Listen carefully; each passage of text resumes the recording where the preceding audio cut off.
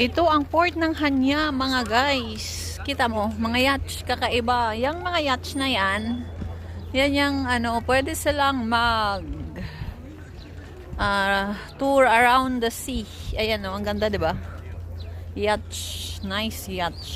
Magkano kaya yung Krita Luxury Cruise? Ayan guys, oh. Oh, ang ganda. May scuba diving pa. Magkano kaya ang bayad nito? Eh, in fairness, hindi ko pa naranasan itong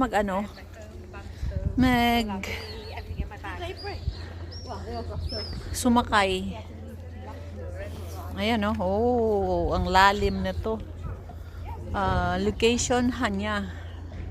Hanya Port. Oh, oh, nice yacht.